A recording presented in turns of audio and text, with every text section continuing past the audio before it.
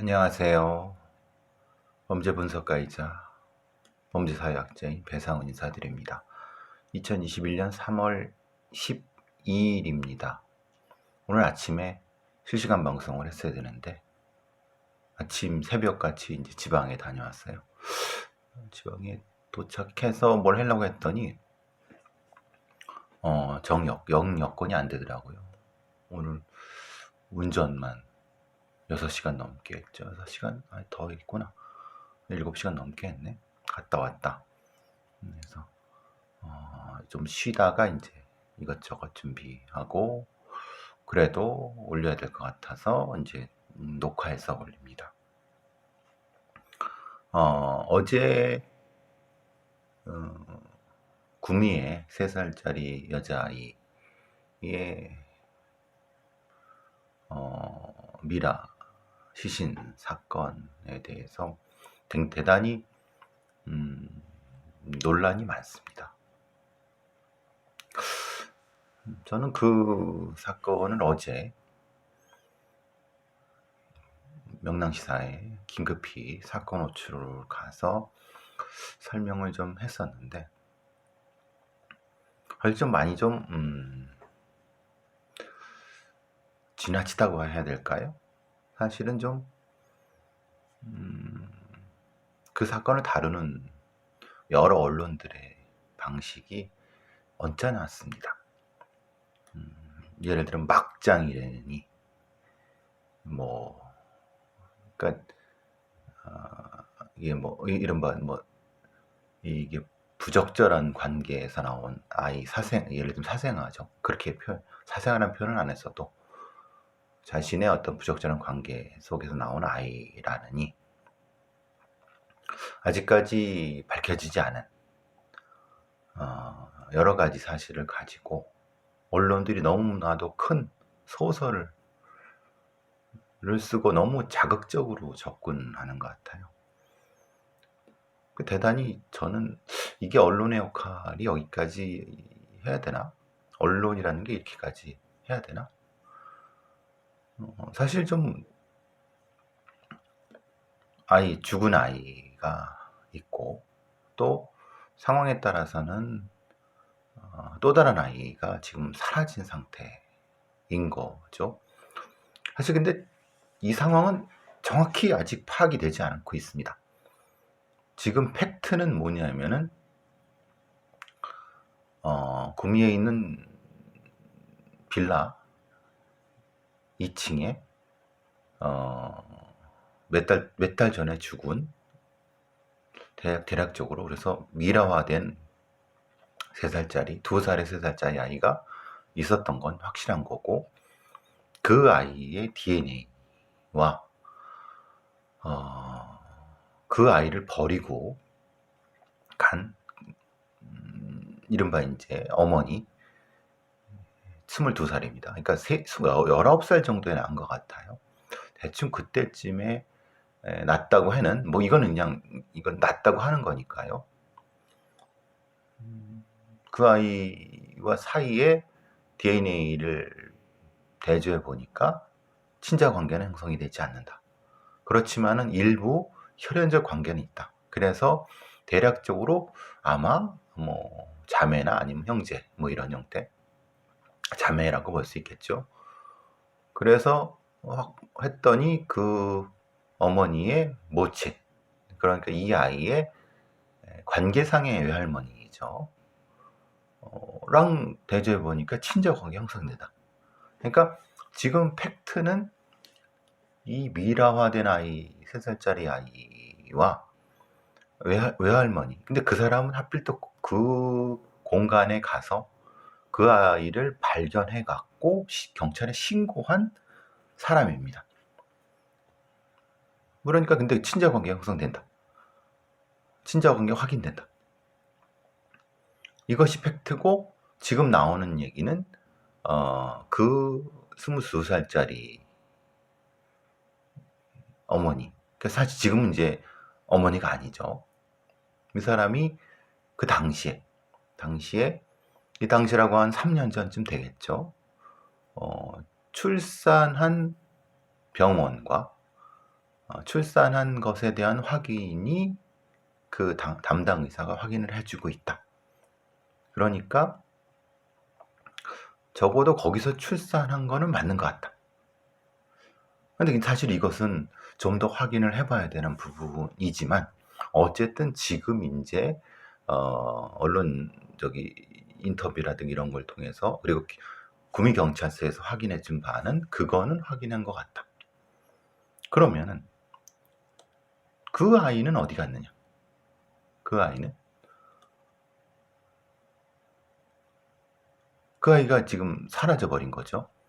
그리고 지금 미라화된 아이는 외할머니라고 하는 사람의 친정이 형성되는 거니까. 근데 지금 그 외할머니라고 하는 사람은 자기는 아이를 낳은 적도 없고 그 아이는 딸의 아이고 그 딸도 역시 자기 아이로 알고 있고 근데 친자관계 형성이 아니라고 하니까 황당한 상황. 그러면은 이 외할머니가 이 아이를 바꿔치기 했고 그 나머지 그 아이는 어디로 빼돌렸다. 대략 이 정도의 것이 지금의 얘기의 대략적인 내용입니다. 근데 저는 어제 명랑시사에서 그런 얘기를 했어요. 일단은 어제까지는 이 관계상 그 딸아이가 그러니까 이제 말하자면 버리고 간 딸아이죠. 딸아이가 실제로 가짜 임신을 하고 그 사람의 어떤 신원 이런 걸로 가짜 임신을 하고 실제로는 이 외할머니 친모가 출산을 했는데 그 의사가 확인을 못하고 아니면 뭐 이렇게 되면은 실제로는 팩트는 되게 단순해진다. 즉 외할머니 친모가 친모이자 외할머니이지만 사실 친모가 임신을 했고 그 임신을 감추기 위해서 몰래 출산을 했는데 그 몰래 출산하는 걸 도와주기 위해서 그 친딸 명목상 어머니죠. 이 임신한 척해서 이 병원과 의사를 속이고 출산을 한 후에 그 아이를 이 빌라 집에서 키웠지만은 실제로는 그 친모이자 외할머니인 사람이 관계에서 키우다가 어떻게 그래서 죽게 되니까 아니면 어떻게 죽게 되니까 이제 자기가 신고한 이런 거라고 하면 미스테리는 풀려요. 근데 만약에 그게 아니라 진짜 경찰이 확인한 바대로 이 딸도 출산을 한 게 맞고 그 아이 출산한 걸 맞고 이 친모이자 외할머니도 출산을 했는데 어떤 방법으로 몰래 병원 아니면 몰래 집이죠. 집에서 뭐 바꿀 수가 있죠. 뭐 가까이 있으니까 바꿔서 하고 나머지 아이는 어디 뭐 딴 데로 빼돌렸거나 뭐 이렇게 되면은 근데 지금은 그 빼돌린 아이의 소지에 대해서 아무 얘기도 안 하고 근데 빼돌렸다는 얘기도 안 하고 자기는 아이를 낳은 적이 없다고 하고 이런 상황이거든요. 그러니까 사실 많이 불편한 건 그거죠. 이것을 상당히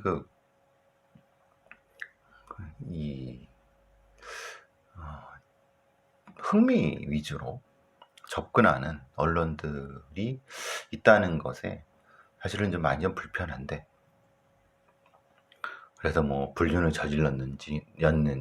저질렀느니 뭐 여러 가지 얘기가 나오지만은 실제로 그 내용은 개인의 사생활 내용은 그거는 함부로 판단할 수 있는 영역이 아닙니다.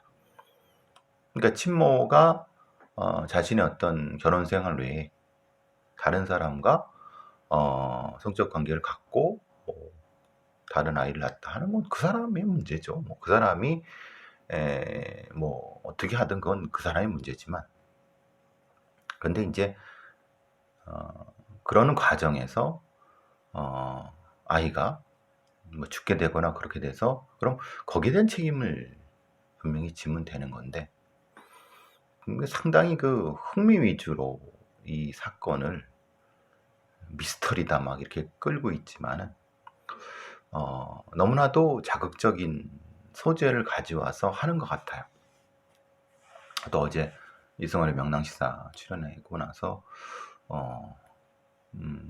저도 역시 있는 팩트만 가지고 하면서 지금 얘기하는 방식으로 얘기를 하면 뭐 저도 편하지만 너무나도 자극적인 얘기는 아닌 것 같아서 관계를 좀 단순화했죠. 지금 말하자면은 그러니까 이 두 모녀 사이에 모종의 어떤 서로가 보호해주는 것 때문에 입을 맞췄고, 그 입을 맞춘 그 입을 맞춘 그 기본적인 행동 속에서 이 자기 어머니의 아이를 대신 난 것처럼 해주고 키워오다가 이제 이렇게 이렇게 서로 이제 갈라섰다라고 하면은 다소 불편하다 하더라도, 불편하다는 것은 일정한 뭐 부정한 뭐 사생아 이런 얘기가 나왔다 하더라도 사실은 그것은 개인의 사생활 부분이기 때문에 아이가 어떤 강제라든가 아니면 상당히 그 학대를 받아서 아니면 방임돼서 죽은 것이 아니면은, 만약에 그랬다고 하면 처벌받죠. 근데 그게 아니라 키우는 과정에서 어떤 이유 때문에 아이가 죽게 되고, 근데 그것을 이제 그냥 공개를 해버리게 되면은 자기 어머니의 여러 가지 그 혼외 자식에 대한 얘기가 나오니까 그걸 감추기 위해서 이런 쇼를 하지 않았을까라는 생각을 합니다. 그게 전 팩트가 아닐까 싶어요. 그리고 되게 그렇게 되면 경우에서는 되게 단순해지는데, 그걸 가지고 뭐 이 아이가 둘이 있었는데 그 아이가 이렇게 한쪽으로 뭐 빼돌려 갖고 어떻게 잘못됐거나 뭐 그리고 불륜이 었거나 막 이런 얘기를 하는 게, 사실은 그것은 언론이 거기까지 아니면 사람들의 관심을 거기까지 끌어야 될 이유가 있을까라는 생각을 합니다. 그러니까 제가 예전에도 그 사건을 언급할 때도 아이가 죽어서, 근데 죽은 부분에 대해서는 명확히 지금 부검 결과가 안 나왔어요. 그러니까 시간이 오래됐기 때문에 뭐 미라됐기 때문에 뼈가 부러지거나 뭐 이렇게 학대 증거도 안 나왔어요. 그렇기 때문에 만약에 학대했거나 그랬다고 하면은 다른 방식으로 처리를 했겠죠. 그러니까 적어도 그 상황에서 학대라든가 그렇게 된 건 아니고 아마도 사고로 죽었을 가능성이 더 제일 높을 것 같고, 다만 그 사고로 죽은 아이를 제대로 장례를 치러주지 않은 부분에 대한 책임은 분명히 져야 되는 거고, 그러니까 좀 제 말씀을 듣는 분들도 사실 고개를 갸우뚱 하실 수도 있어요. 그런데 이런 사건 같은 경우는 명확히 팩트를 구분하고 이런 사건에 있어서의 어떤 법적 책임을 구분을 하고, 거기서부터 기본적인 인식만 가지고 그 다음은 너무나도 큰 상상의 나래를 피시면 안 된다는 거예요. 왜냐? 우리가 알지 못하는 가족관계 내에 많은 것이 존재합니다. 다만 그 어떤 관계 속에서 폭력이나 학대나 범죄적 요소가 있으면 그것은 분명히 비난하고 비판받고 그러면서 무엇인가를 이렇게 바꾸려고 하는 부분은 있어야 되지만은, 그것이 명확하지 않은 상태에서 예를 들면 남자를 둘을 만났다, 셋을 만났다, 넷을 만났다 라고 하는 거 자체가 한꺼번에 맞는 것도 아니고, 그리고 사실 우리가 간통죄가 없어지고 사적인 영역에서는 국가형벌권이 들어가지 않는다고 하는 것이 기본 원칙이기 때문에 그 부분을 뭔가 대단히 이 관음증 같은 형태로 바라보게 되면은 사실 그것은 적절한 사건을 바라보는 입장은 아닙니다. 조금 더 냉정하게 경찰의 수사를 바라보고, 결국은 지금은 일단 확실히 할 거는 국가수의 DNA 매칭이 틀린 바가 없다. 확실히 그것이 전제입니다. 제가 어제도 명랑시사에서 그런 얘기를 했죠. 만약에 국가수의 DNA 매칭이 틀렸다, 그러면 이거는 국가수 전체가 옷을 벗어야 된다. 그 파트에 이제 전체가 아니라 그 파트가 그래야 되는 거고, 그랬다 그러면 이건 뭐 그 담당했던 그 시료를 채취하고 분석한 사람들은 다 옷을 벗어야죠. 그리고 그 담당자 그분들한테 그리고 국가 차원에서 그 배상을 해줘야 되죠. 그렇지만은 웬만하면은 DNA 분석이 틀리진 않을 겁니다. 그냥 몇 번인도 확인했다고 하니까. 근데 그것을 전제로 하면은 가능성은 크게 가능성은 이거죠. 제가 말씀드린 어머니의 비밀 출산을 도우려고 하는 딸과 어머니의 일종의 공동 작전. 그러니까 의사하고 그리고 병원을 속이고 다른 사람들 속이게 몰래 양육해왔던 그 과정에서 어떤 일이 벌어져서 아이가 죽고, 그래서 이제 이 상황까지 온 첫 번째. 두 번째 가능성, 그게 심리적으로도 연결이 되는 거예요. 두 번째 가능성은 말 그대로 둘 다 아이를 낳고, 그러면 둘 다 아이를 낳았는데 지금 그 아이는 그 외할머니가 낳은 아이는 죽은 거고 미라 상태인 거고, 나머지 아이는 어딘가 사라졌다고 하면 당연하게도 그 나머지 아이의 행방은 그 외할머니 즉가 알고 있겠죠. 그죠? 그래야지 맞는 거죠. 그리고 이제 여기서 경찰은 공범을 찾아야 된다. 왜냐하면 공범이 없을 수가 없다. 왜냐하면 이 상황에서는 맞습니다. 만약에 두 번째 가능성이라고 하면은 공범이 있을 수도 있어요. 근데 두 번째 가능성도 공범이 있을 수 있다고 하는 것은 그때 이제 사위라고 하는 그 여자의 남자친구가 뭐 지금 들리는 바로는 그거죠. 초음파 임신한 거 확인을 하고 뭐 검사도 했고 그랬다고, 의사의 그것이, 그러니까 말하기 예를 들면 이겁니다. 그 신원을 속이고 들어왔다고 하면은 의사가 그 여자는 산모의 얼굴은 헷갈릴 수도 있지만 그러면 하나 더 속여야 되잖아요. 같이 들어온 남편. 그러니까 그건 아닐 수도 있겠다. 사실 남편은 아니죠. 전 남자친구 같아요. 왜냐하면 그때가 19이니까 미성년 상태예요. 그러니까 미성년 상태에서 출산을 하는 상태였을 가능성이 높기 때문에, 그래서 그것도 애매해요. 왜냐하면 그때 관련된 사람이 그 아이의 친부가 와서 확인을 했고 뭐 그리고 그 상황에서 의사가 확인했다 그러면 사실 그것도 여러 가지 깨림직한 부분이 있잖아요. 그러니까 두 가지 가능성이 있는 거죠. 어쨌든 이걸 너무나도 큰 미스테리로 보지 마시고 담백하게 사건의 팩트만 확인하고 조금만 기다리면, 한 하루 이틀만 기다리면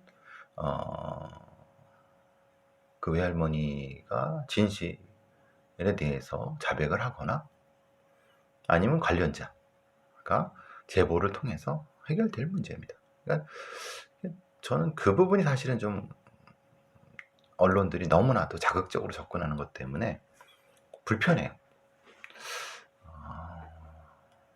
아직까지 우리의 어떤 언론 환경이 그걸 구분 못하는 것 같아요.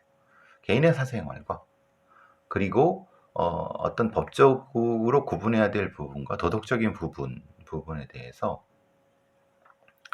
사실 좀 구분이 분리가 잘 안 되는 것 같아요. 단 이 전제는 그겁니다. 범죄적 요소가 있다고 하면 그것은 당연하게도 추적을 들어가야 되겠지만 전체적으로 과정을 봐서는 범죄 요소가 있을 수도 있지만 그렇지 않은 그런 또 다른 요소도 있을 수 있는데 여러 가지로 고려해 볼 바가 많은 것 같아요. 이 상황에서. 그리고 이럴 때는 관련자들의 진술이라든가 아니면 이런 것들을 종합적으로 판단해서 그리고 이 사건의 중심선을 찾아서 그런 부분들을 접근할 수 있는 전문가가 필요한데 뭐 엉뚱한 놈이 요즘 이런 사건에 전문가 임명하고 하고 있어서 좀 갑갑하네요. 적절하지 않습니다. 그런 부분은 그거는 사건 자체를 매우 심각하게 왜곡할 수가 있습니다. 어쨌든 그 얘기는 조금 기다려 보면 알겠죠. 어제 이제 LCT라고 하는 조금 답답하죠. 부산에 있는 그 해운대에 있는 큰 건물 그 분양 그러니까 특혜 분양이라고 하죠. 그 얘기는 그겁니다. 원래 그 LCT라고 하는 건물이 해운대에 그렇게까지 높이 세워질 수도 없고 그리고 여러 가지 특혜 허가, 특혜 분양. 근데 이것이 된 이유가 뭐냐? 그 안에 있는 법조인만 100여 명. 그러니까 관련된 힘 있는 사람들의 어떤 그 특혜 허가, 그리고 특혜 허가를 특혜 분양이죠. 뇌물이죠. 여러 가지 감싸기. 근데 이게 검찰 수사가 진행됐지만 결국은 아주 일부만 기소되고 나머진 무혐의. 그런데 실제로는 그 담당 관련된 이 회장의 뭐 관련성이라든가 이런 거 충분히 검찰의 입장이라고 하면 되게 단순하게 수사해서도 금방 나올 수 있는 것을 질질 끌다가 공소시효 며칠 남겨두고 겨우 피레미안 잡고 결국은 그렇게 되면 뭐 처벌도 거의 없죠. 근데 이걸 검찰이 그래서 제가 늘 그런 얘기를 하는 겁니다. 윤석열 지가 정의롭다고 하지만 검찰이 정의롭다고 하고 지금 이런 얘기 하지 않습니까? LH 사건에서 뭐 검찰을 투입해야지 뭐 이렇게 제대로 할 수 있다. 뭐 틀린 건 아닙니다. 검찰이 여태까지 그런 것도 해왔으니까 그런 걸 주로 해왔으니까.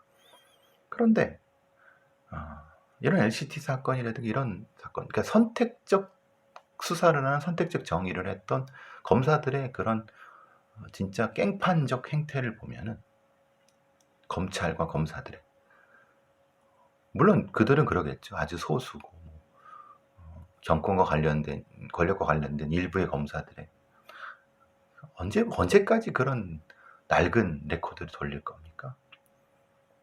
근데 이러니까 실제로는 검찰을 못 믿는 거죠. 자기들 관련된 밥그릇 관련된 법조인 관련된 사람들은 수사하지 않고 다 봐주고 기소 편의주의, 기소 독점주의. 그래서 수사 기소 분리돼야 되는 게 바로 이런 거죠. 수사도 제대로 하지 않고 적당히 하고 기소도 제대로 하지 않고 적당히 하고. 그러니까 이런 검찰한테 이제 LCT가 지금 LH 이걸 수사를 맡게 된다. 뭐 맡겨야죠. 맡기지만은 과거에 이런 그리고 지금도 현지형으로 진행되고 있는 한명숙 전 총리의 사건 말하자면 일종의 증인 매수 아니, 매수는 아니죠. 증인 조작, 증언 조작. 그러니까 참 전직 검찰총장이 지가 뭘 한 거 있다고 대선 후보 1위, 참 기가 막힌 거 아닙니까? 제대로 된 검찰의 본 모습, 사건의 수사에 대한 본 모습, 이런 것들을 보여줘야 되는데, 사실 정의를 조작하는 사람들 아니겠습니까? 그런 사람들이. 그러니까 진짜 정의는 사라지고 가짜 정의, 지연된 정의, 조작된 정의밖에 없는 그런 부분들 때문에 어제 좀 씁쓸했습니다. LCT 사건 그거 보면서. 결국은 뭐 계속 투서가 올라오고, 뭐 물론 정치적인 이유도 분명히 있겠지만요, 좀 답답한 부분이 없지 않죠. 박원순 사건의 이 인권위 결정문이 노컷뉴스가 공개를 했는데요. 일부지만 뭐 이 얘기는 뭐 인권위 고 박원순 사건 결정문서 문에서 신교수 성희롱 사건 언급 뭐 이렇게 했다고 해요. 그래서 그건 뭐 예전에 현 얘기니까 다른 건 문제가 아니. 다른 건 뭐 여러분이 읽어보시면 되는 거고. 근데 제가 가장 좀 문제를 제기하려고 하는 거는, 인권위가 서울경찰청 정보경찰들이 이 피해자의 신원을 등 사건 내용을 시 관계자들한테 퍼뜨린 사실도 그 안에 있다고 합니다. 그러니까 인권위는 서울경찰청 정보국 소속, 정보국이 아닙니다. 서울경찰청 정보부입니다. 아마 기자가 잘못 알고 있는데, 경찰청은 본청은 정보국이고요. 서울경찰청은 정보부입니다. 국은 없습니다. 근데 물론 헷갈릴 수도 있죠. 경찰관이 피해 사실을 사건과 무관한 이들에게 전달하는 등 부적절하게 개입한 정황이 확인된다. 그러니까 이것이 이제 예를 들면 고소가 됐고, 고소가 된 사항을 어떻게 정보경찰들이 알았을까요? 그것부터 사실은 퀘스천 마크죠. 그만큼 정보경찰들이 하는 일이 부적절한 거, 불법적인 일이 많을 수 있다는 거죠. 거기서 연결된 거를 바로 자기들 출세와 연결된 요로에 있는 사람들한테 전달한 거죠. 그러니까 뭐 여당이 뭐 국회의원한테도 갔겠고 막 그런 거죠. 결국은 이래서 정보경찰을 없애야 되고, 정보경찰의 이런 부분들에 대해서 법적인 어떤 제한을 둬야 된다는 게 바로 그런 겁니다. 성폭력 처벌법에는 피해자의 신원과 사생활에 대해서 비밀을 누설해서는 안 된다라고 규정되어 있습니다. 그런데 지들이 뭐라고 이걸 관련 없는 사람들한테, 그리고 서울청 정보경찰은 정보부 경찰은 담당 경찰도 아니지 않습니까? 뭐 때문에? 그럼 얘들은 처벌받아야 되는데 규정이 없어요. 그래서 인권위에서는 정보경찰의 업무 범위를 명확히 설정하고 정보경찰이 정무상 원칙을 숙지할 수 있도록 교육해야 된다고 경찰청장한테 권고했는데, 권고로 끝나면 아니죠. 안 되죠. 이래갖고 결국은 이런 것 때문에 박원순 전 시장의 극단 선택까지 연결된 거 아닙니까? 이거는 안 됩니다. 이거는 어떻게든 이것은 관련자들은 처벌을 받아야 됩니다. 근데 아무 얘기가 없잖아요.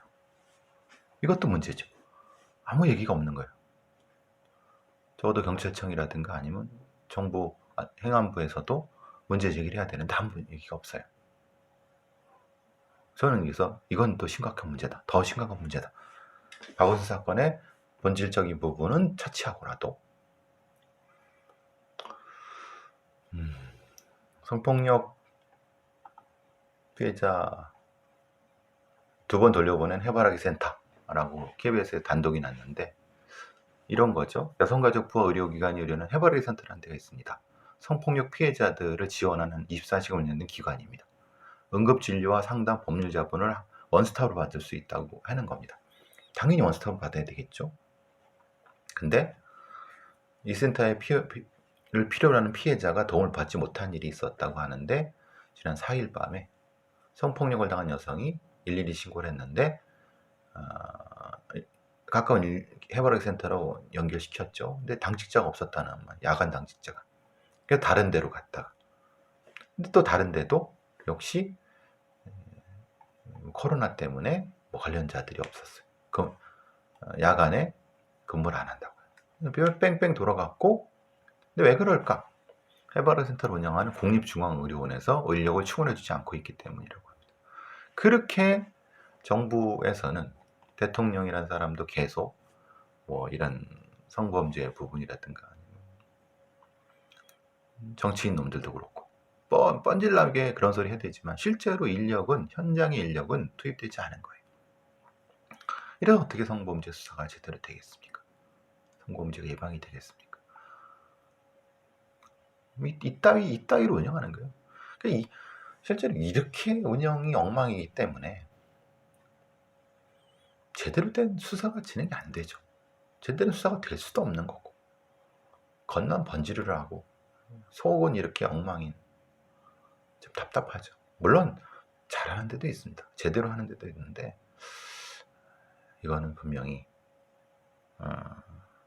관련된 부분에서 책임을 물어야 될 부분입니다.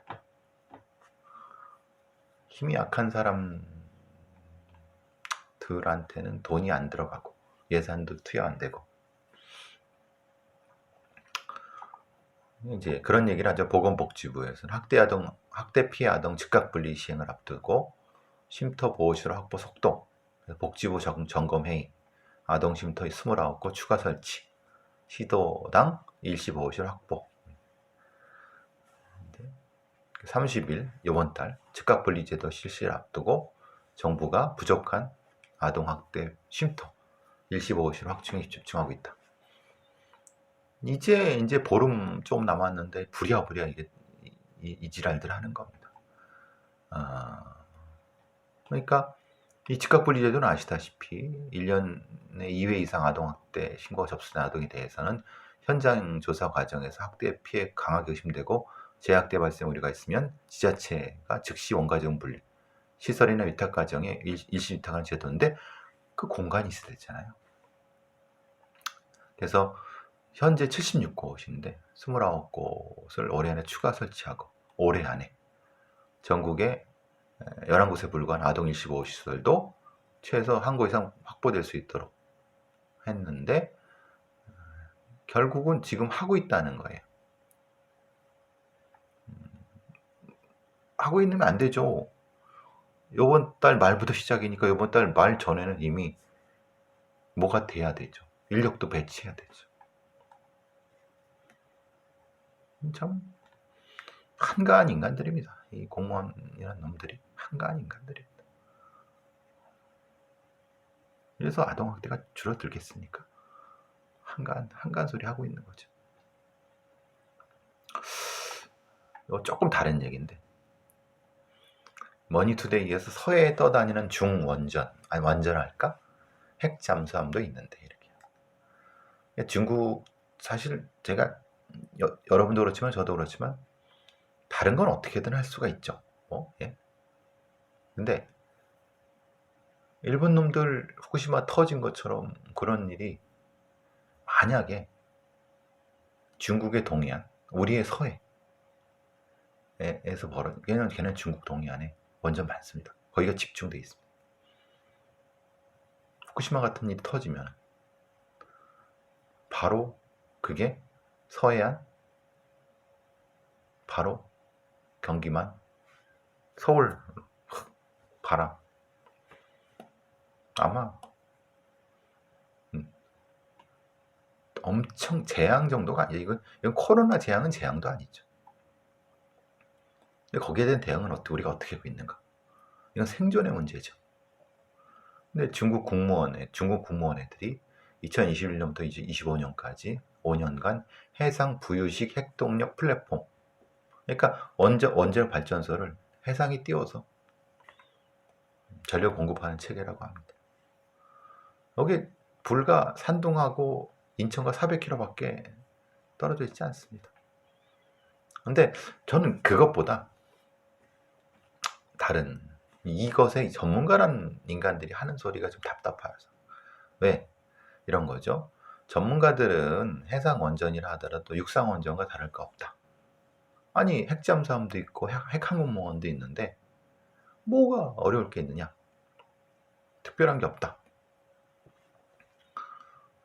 말은 맞죠. 엔터프라이즈 항공모함이나 뭐 아니면 뭐 세빙선이나 뭐 이런 것도 떠다니는데, 근데 그거는 한 곳에 있지 않잖아요.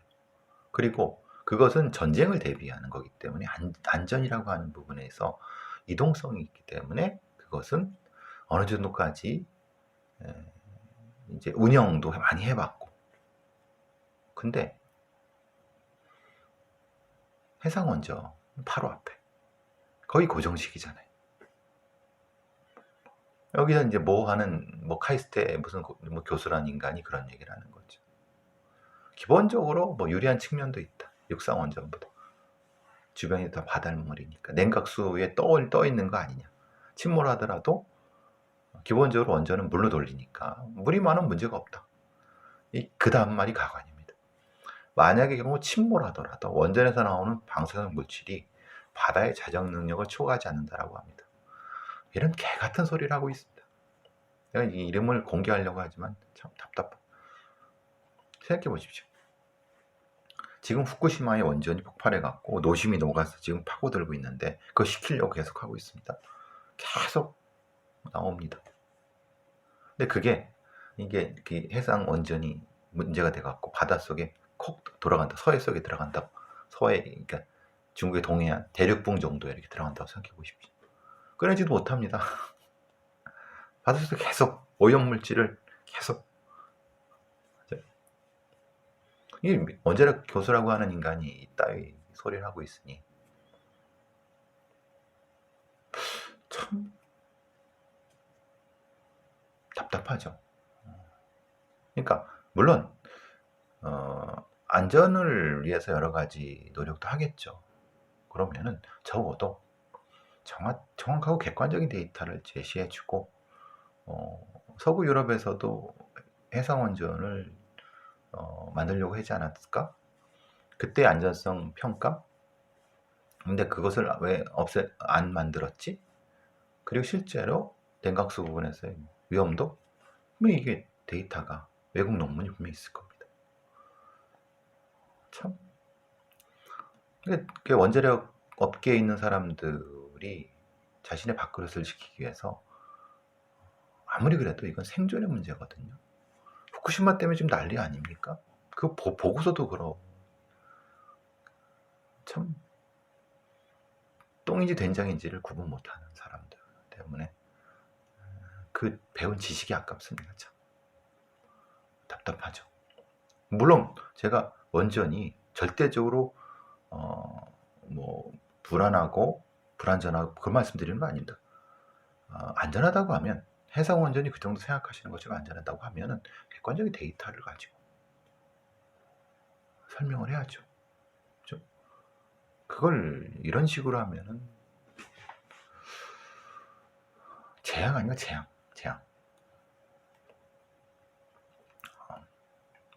오늘 원래 아침에 생방송을 했어야 되는데 답답한, 오늘 뭐 좀 운전을 많이 해갖고. 자, 오늘 여기까지 하도록 하겠습니다. 뭐 몇 마디 안 했는데 벌써 40분이네요. 몇 마디 한 것 같지도 않은데 앞에 저걸 많이 했군요. 그 3살짜리. 근데 실제로 그런 미스터리한 것 같지만 사실은 팩트는 아주 단순할 수 있습니다. 아주 단순할 수 있습니다. 단순하고 실제로 그렇게까지 미스터리하거나 그런 거나 그렇게 자극적이지 않을 수 있습니다. 물론 아이가 3살짜리 아이가 죽은 건 맞습니다. 근데 우리가 그걸 사건으로 접근하느냐, 사고로 접근하느냐, 아니면 그것을 어떤 방식으로 접근해야 하느냐는 언론의 제대로 된 접근 방식을 가졌다고 하면 지금 이렇게까지 가지는 않았을 겁니다. 조금 기다렸겠죠. 좀 기다리고 팩트를 가지고 접근을 해서 냉정하게 접근을 했겠죠. 그래서 이런 사건일수록 자극적으로 상상하지 마시고 조금만 한 이틀 정도만 좀 기다려 보시면 분명히 결론이 나올 것이다. 그때 욕을 하시든 뭘 하시든 해도 듣지 않다. 라는 생각을 합니다. 오늘 여기까지 하도록 하겠습니다.